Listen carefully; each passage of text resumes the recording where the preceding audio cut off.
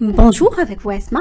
Aujourd'hui, on se retrouve dans une nouvelle vidéo. On va répondre à la question pourquoi les recruteurs ne m'appellent pas, pourquoi je ne suis pas recontactée auprès des recruteurs. Avant de pouvoir continuer notre programme, sachez que juste une petite partie des personnes qui regardent nos vidéos sont actuellement abonnées. Alors si vous aimez le contenu de notre chaîne, n'oubliez pas de s'abonner à notre chaîne, c'est gratuit et d'ailleurs vous pouvez changer votre avis à tout moment. On est en route vers les 5000 abonnés et j'aimerais que vous soyez parmi cette communauté. Abonnez-vous, à tout de suite. Pour répondre à la question pourquoi vous n'êtes pas recontacté par les recruteurs, il faut comprendre comment les sociétés effectuent le filtrage des CV. Déjà, ils utilisent un outil qui s'appelle ATS. C'est un outil, c'est un logiciel où on met tous les CV qu'on reçoit des candidats et par la suite, ce logiciel qui va filtrer. Il fait le filtrage comment? C'est avec des mots-clés. Par exemple, moi, je cherche un développeur qui maîtrise le C++. Au niveau de mes mots-clés, je vais saisir le C++. Et par la suite, c'est le logiciel qui va extraire les CV où il y a le mot-clé C++. Par exemple, je travaille au niveau de test logiciel et j'ai besoin d'une personne qui maîtrise Jira. Je vais saisir, par exemple, en tant que recruteur, je vais accéder à mon logiciel ATS et par la suite, je vais saisir Jira et c'est le logiciel qui va extraire les CV.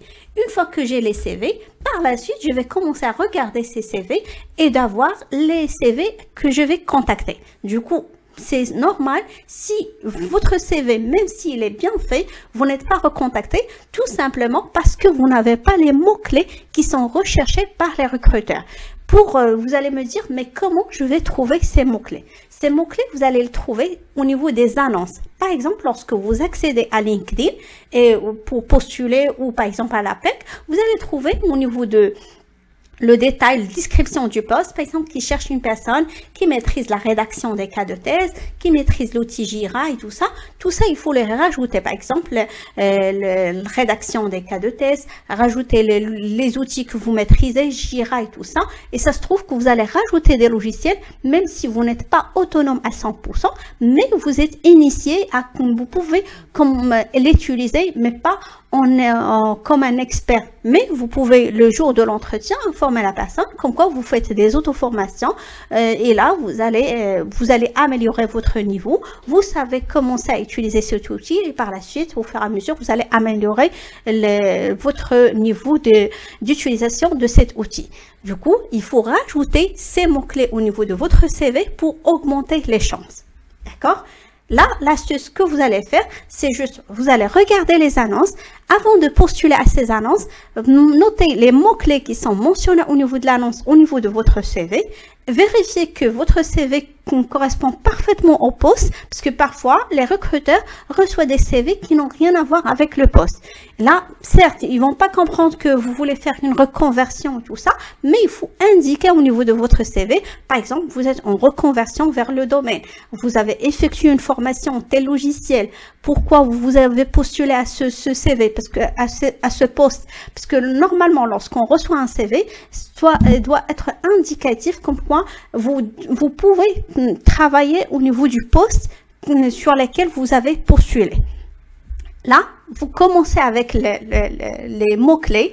Comme ça, le logiciel peut déjà présenter votre CV au recruteur, préparer votre présentation, essayez d'avoir des présentations qui sont simples au niveau du recruteur, donner une idée sur, par exemple, votre personnalité, comment vous travaillez, est-ce que vous avez déjà travaillé au niveau du domaine, est-ce que vous allez faire une reconversion, pourquoi vous voulez faire une reconversion, et ça aussi c'est très important pour les personnes qui vont faire une reconversion vers le domaine, que ce soit du dev ou du test. Et lorsque vous venez d'un autre domaine, essayez de valoriser pourquoi vous voulez faire une reconversion vers ce domaine, que ce soit le développement ou le test. Il y a pas mal de domaines où on peut faire de reconversion.